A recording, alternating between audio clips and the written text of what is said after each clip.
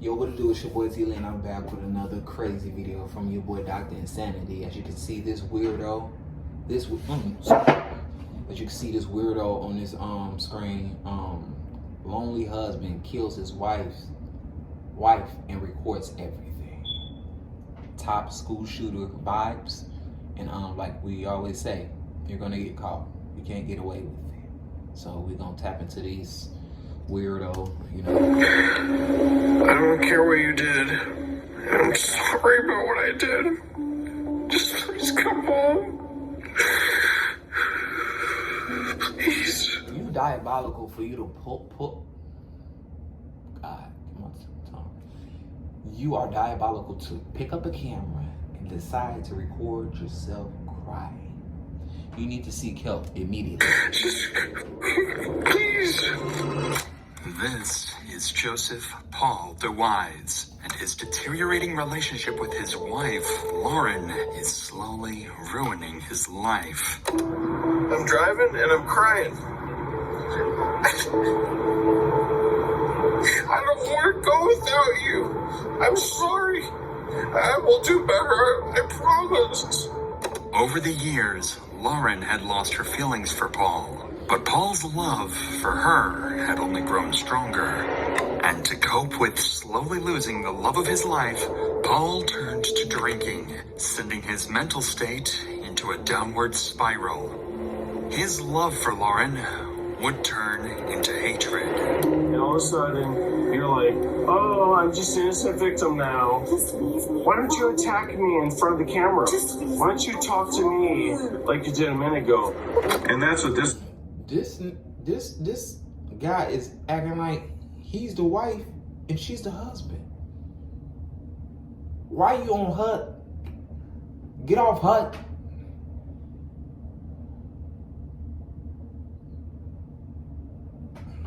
He just took it to a whole other level. Like, I understand there's people out here that be like, oh, I can't get over my lover and everything.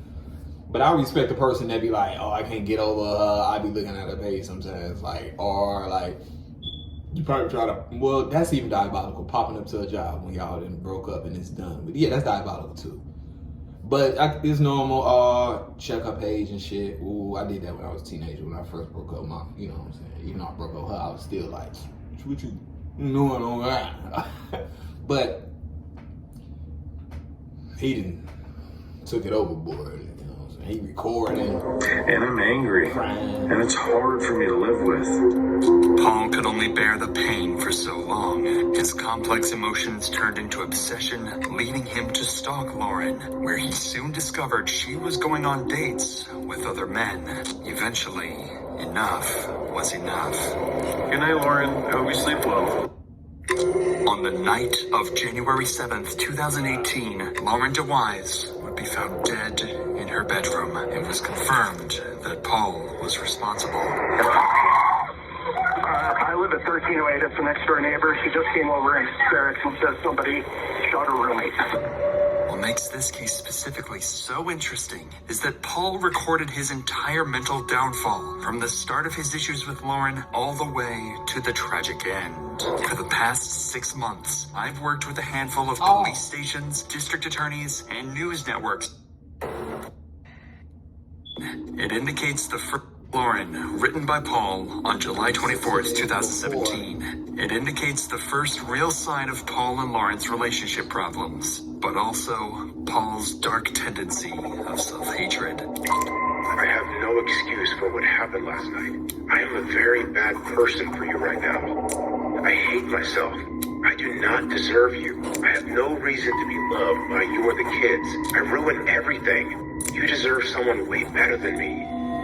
Paul wrote this letter just hours after a heated argument with Lauren, where he lost his temper and screamed at her, all in front of their 3 children. This was likely one of many arguments that took place in the home, because after this incident, Lauren would leave their home, stating, "I'll only return for the kids." Looking at the letter, it's clear that Paul felt immense guilt for screaming in front of his children, perhaps even more than most would. And there's a very good reason for that. In his journal, Paul would often write about growing up in an abusive household.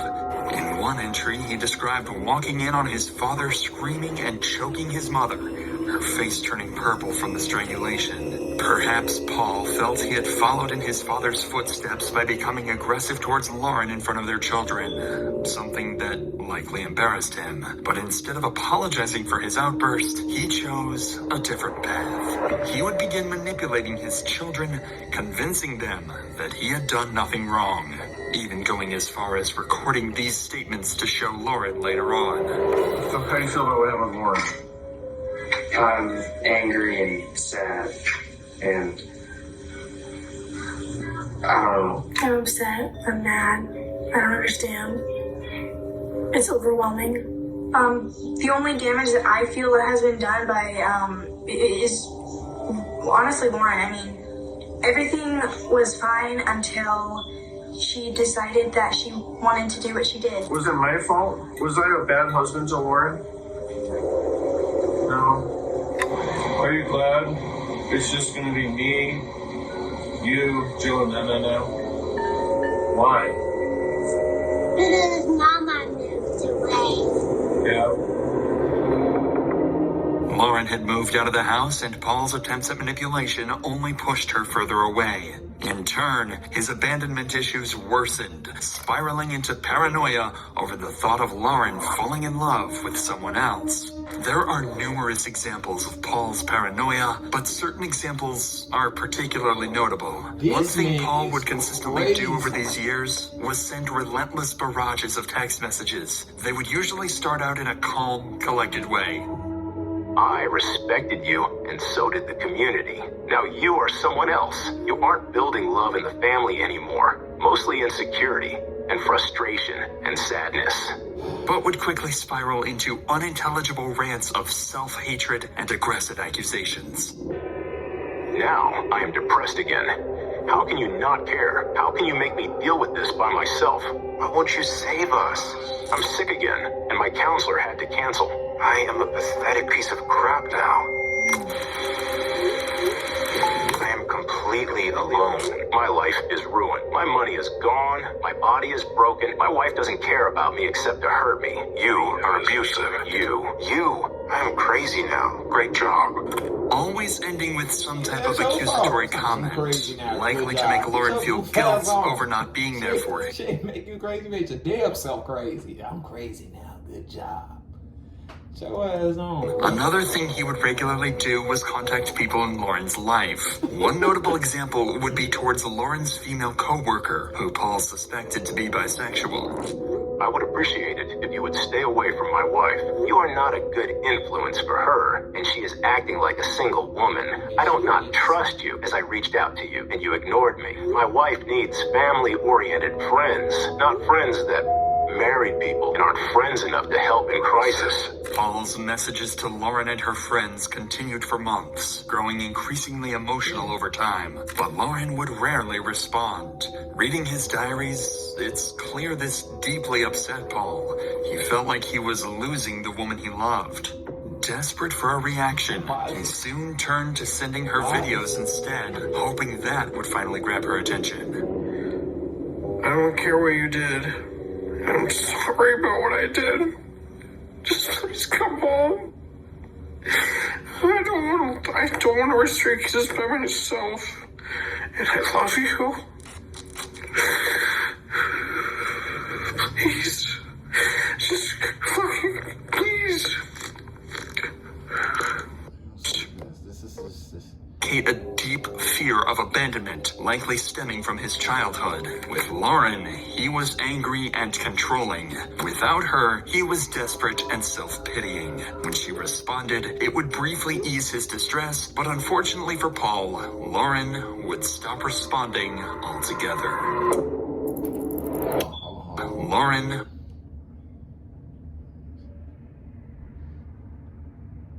would stop responding altogether.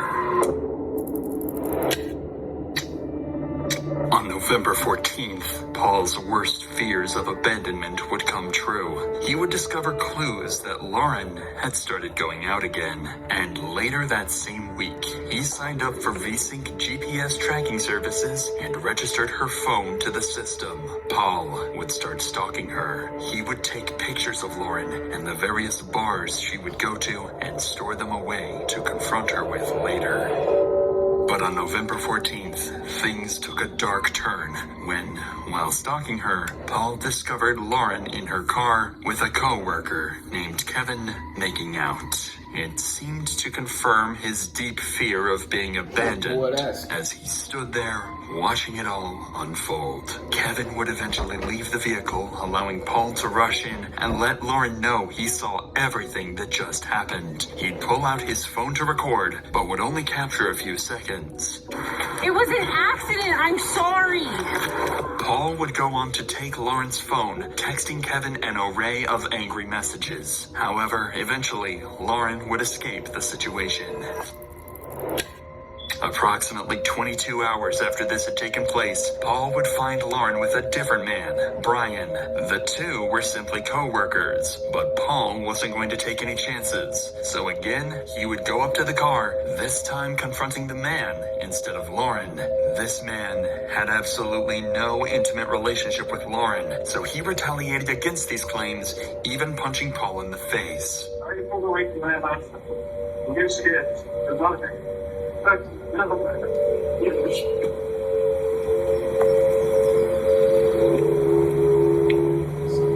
another good-looking man. Paul was furious. However, instead of begging Lauren to get... Oh, so he insecure. It sounded a little bit diddy. It's talking about something. Another good-looking man. My brother. Together, he would ask her to grab her final belongings from the house and never come back.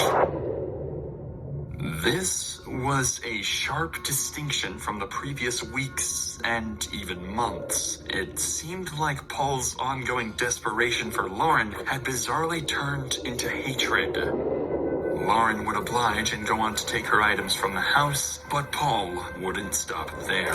The next morning, he would take to Facebook, making a public post stating, Has anyone in Bozeman not kissed my wife? Last night I caught Lauren making out with this man in her car outside of a bar. She is the best liar I have ever known. Paul had turned to retaliation, and his video recordings made that clear. Yes, I've been drinking. I'm having beer. But I'm not wasted. I'm very upset. I put up with this shit for years. I didn't realize it because I was blind. And that's what this is about. And I'm angry. And my children are angry. And my baby's angry. And it's hard for me to live with. It's very difficult. It's all about shutting you down. But in Bozeman, there's all these young 30-somethings with tons of money that Lauren's chasing. She loves that. And she's gonna step up from me and our family and get ahead. I'm angry. I don't want her to keep her job. I would like to protect the community from her. I'm sure I will be an outcast now because, who tells the truth anymore, right? Paul continued to bombard Lauren with texts, stalk her, and most of all, fuel his chronic alcoholism, which only worsened his anger issues. At one point, even telling Lauren's friend at a local bar, quote, I've killed people before, and I'm not afraid to do it again. The final straw in Paul's downward spiral came in an incident completely unrelated to Lauren. While out walking with his daughter, Paul would begin threatening a homeowner whose dogs were barking at him from behind a fence. When the man confronted him, an enraged Paul pulled out a pocket knife and stabbed him in the hip, and Paul would record the entire event. We just got attacked by these people's dogs. This is my baby. Baby, did you think that dog was gonna get you? I did too. And then this man attacked me behind the dog after this woman. Baby, I'm sorry. Density is a tool to record your DJ set and master it after. Density connects to DJ decks to record a set. Dr. Insanity episode. I withdrew my knife to defend myself against this man who took me down with a single leg takedown. As a last resort, when my back was on the floor, I struck up with the knife. I struck the man. Put that knife away. They pulled the dog away. Now the dog's gone. You okay, baby? I'm so sorry. You stood here and antagonized. You see, Like, still dogs the aggression. You stood here With my baby. antagonizing the dogs. Look at what you're doing to I'm blocking my baby from this woman. Look what you're doing to This is the aggression these people Yeah, have. like a male killer. They threatened us when we tried to walk by. Let's get out of here. Are you some kind of helper? Are you crazy or what? Got a call for 7 years. My man, like, fuck wrong with him? Is he? Yeah, he a nut. Wow. You guys are gonna be out of here. I'm so glad you've been uncovered for what you are. You better chill the fuck out. That's right, I should. You kicked me and I put you on the ground. That's So right. that you can figure out what's going It's okay, on. baby. That's right. Don't run away. Don't threaten me, you fucking cunt. Don't do it. I dropped it. Get on the ground now. Do not move. It's okay. It's okay. Hand behind your back. Do not move. Luckily for Paul, the homeowner had technically put his hands on him first, so the stabbing was considered self-defense. And while he would walk away with no charges, this event would signify that Paul was not afraid of violence, and in fact seemed to endorse it. On January 6th, 2018, at 11:56 a.m., Paul would text Lauren, inviting her over for some soup. Lauren would never reply. At 3:36 p.m., Paul would text Lauren, asking if they were still meeting for tomorrow. Lauren would reply, "What for? I'd like to pick up my daughter and spend time with her." This seemed to upset Paul, so he would go on his, by this point, usual rant to Lauren, sending... Okay, why would the mother leave the kids with this man?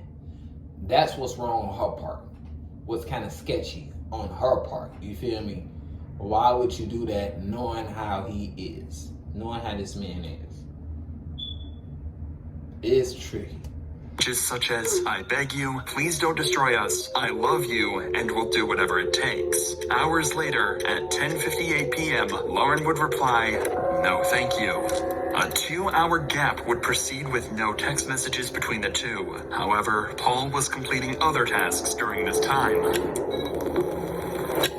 First, Paul can be seen on CCTV at the Town Pump gas station at 12:34 a.m. Additionally, Paul would take a photo from his phone minutes after. While blurry, this photo shows Lauren's current home in the distance, as well as a GPS tracking device inside the vehicle. Following this photo, Paul would send a final text message saying, "I know I'm not supposed to text you now, but I can't sleep. Please, please, please come home. I miss you and love you so much. Please, I love you. We all do. Please just come home. Please."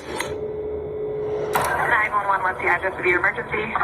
Idaho Street, Belgrade. The next door neighbor, she just came over in hysterics and said somebody shot her roommate. Did it just happen? Yeah, she said it just happened. She needs ambulance and police. Okay, where is the person that shot the neighbor? Who shot? Who shot? The guy's name was Paul DeWise. So Paul DeWise is the one that shot the person?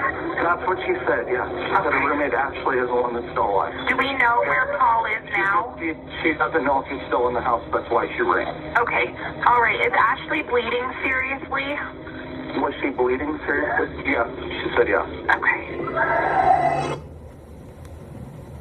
Lauren and her roommate, Ashley, were shot on the morning of January 6th. Their neighbors would hear the gunshot and rush to the home, finding what they saw as a deceased Lauren and a severely wounded Ashley. Additionally, the neighbors would name Paul DeWise as the shooter. Officers would waste no time and rush to the scene immediately.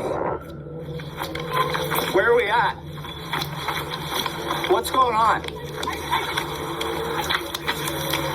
I told her I was staying with friends last night, and I just came in and I saw that my back door had been broken walking in, so I went to the back and I could see footsteps in the snow, so I ran up to my room to see if my roommate was okay. I have 2 roommates. Okay. One of them is dead, and the other one is in her room and she's still alive and she needs help, but I ran because I didn't know if he was still in the house. Okay, so you don't know if there's somebody else in the house? I don't think so, but I don't know. Okay. Lauren looks like she's been... The average team spends 50% of their time doing work about work. That's a lot of A while, and Ashley's asked me for help and I ran. Okay. Is this door open? Yes. Okay, so we have 2 people upstairs. Is that what you're telling me? Okay. But we don't know if there's anybody else in the house. Is that correct? Okay. Help Ashley. Okay. One apparent dead, I know one that's still alive. I know that can scar you for life. Walking in on somebody dead, bro. That can scar. Whew. I ran out as soon as I saw that. I have no idea if there's still anybody else in there. Okay. Damn. Is it open? Okay. Footprints in the snow leading out here. Okay. Ready? Yep. Belgrade Police! Police department! Anybody inside, come out! Going this way. Okay, I got stairwell. Police!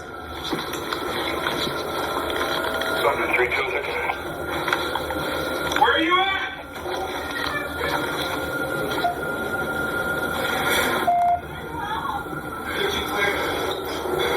How many people are inside?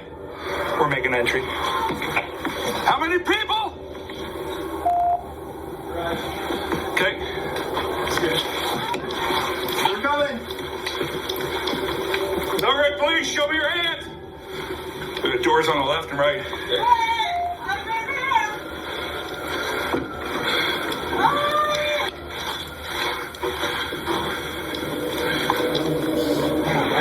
Police!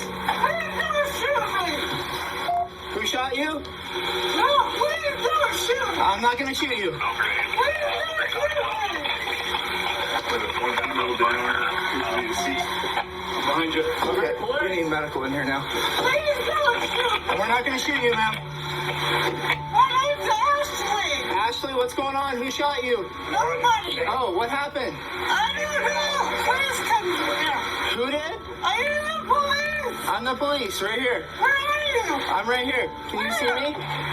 Where are you? I'm right here. Where? Ashley was temporarily blind, with a bullet wound to the back of her head and several others across her body. She had no idea where she was and wasn't even aware she had been shot. Are you the police? I'm the police, yes. Show me your face then. I'm right here. Can you see me? No. Can you see anything? No. No? No. Okay. Ma'am, I'm right here. Can you hear me? Where are you? I'm right here. Can you feel my hand? What? Please don't shoot me. I'm not going to shoot you. Where do you hurt? I don't hurt anywhere. You don't hurt anywhere? No. Are you going to hurt me? No, I don't want to hurt you. Okay, please help me. We're going to help you, Ashley. Ashley was not in a communicative state at this point, making this about as difficult a situation as you can get as a police officer. Regardless, this officer would do a heroic job of remaining calm as he continued to talk to Ashley and ensure she stayed awake. Fortunately, medical staff arrived quickly and Ashley would be rushed to the hospital. Whether or not she would survive remained to be seen, but the officer can rest assured knowing that he did everything possible to keep her alive. The other victim, Lauren, would be pronounced dead on the scene. While this is devastating, another problem still had to be solved, and solved fast, as the shooter had not yet been located. Got the garage cleared? Yep, he cleared the garage. We got tracks everywhere. Can you move that bed frame? Or the mattress? Clear. Got a man door. Can we go out that? Yeah. Okay.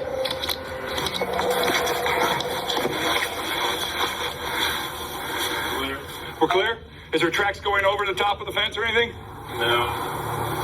Negative. How about this way? There's tracks going around that way. Okay, is our gate open? Also, if I can't finish the rest of this video, I'm gonna put the full video below for sure, you know what I'm saying? The house was clear, meaning whoever killed Lauren had fled immediately. And while he may have gotten away, several clues would be left behind. The most obvious being a trail of bloody footprints leading from the east side of the house over to the back door. At the time, this was a small, irrelevant detail. However, this would become one of the leading pieces of evidence to solve the case later on. By nothing short of a miracle, Ashley would survive the brutal attack. She would undergo multiple emergency surgeries, fracture treatments, and blood transfusions. This was a blessing for not only Ashley and her family, but for the detectives working on the case. Because if Ashley could recall what had happened and who shot her, solving this case would become a whole lot easier. But before we dive... Thank you. I'm so glad. So glad.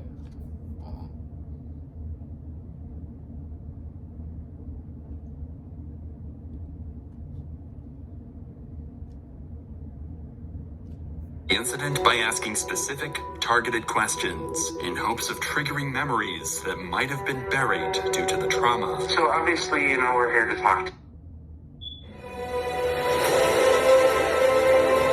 Rainfall Center for Recovery is really I'm not getting premium. talk to you. Yes, I do. And I know this is kind of a tough question, but can you tell me, do you remember anything at all? When I got shot? Mm-hmm. No. No, I do not remember being shot at all. Well, yeah, you're the lucky gal, but everything that I've heard, you know, you're a fighter. It's a miracle I'm alive. I thank God every day. It's really a miracle. It is. The detective would continue asking questions for another 30 minutes, but unfortunately, Ashley was unable to answer anything whatsoever. Again, officers were left confused as to who this killer was and why this happened in the first place. Well, we all know who. Due to the lack of physical evidence, detectives decided to talk to more witnesses in order to determine a primary suspect. Audria, the neighbor who called for help, had reported Paul as the potential killer during the 911 call. So with this in mind, officers decided it was imperative to speak with Audria to better understand why she would make these claims. And she would waste no time letting officers in on Lauren's abusive relationship with Paul. We went golfing once this summer. Okay. Well, she actually had worked out at my gym. I'm a personal trainer at Big Sky Barbell, and she had come in one day and I saw a bruise on her, and I remember saying, "Dude, what happened to your leg?" And she said, I just ran into something. And I said, 100-mile-an-hour softball? What happened to your leg? She just dismissed it. A couple months later, we were golfing, and she said, they've lived here about a year. And she said, I can't believe I've never told anybody this, but I think I need to leave Paul. He beats me all the time. Mm-hmm. And I used to contact me every day. And one day would be, you've ruined my life, to, I can't believe you're helping my wife, to, I'm so sorry, this is all my fault, this has nothing to do with you, you did nothing wrong. I mean, he's got a schizophrenic chain of messages that I never responded to. Anyway, yesterday, it's actually been fairly close. She went over to his house for their daughters. They have a 3-year-old daughter, she turned 4 on Thursday. Audria was well aware Paul was an abusive... Damn, bro, I'm gonna have to cut this short, man. Damn. I'm gonna put the full video below, but I appreciate y'all for watching, man. Let me know in the comments what y'all think about this. After y'all, if y'all do watch the full video below, let me know how y'all feel about this. This is a very, very, very deep, steep one, bro. This is crazy, but appreciate y'all for watching. Make sure y'all like and subscribe. Turn on that post notification bell. We're on the road to 100K subscribers, and I'm out.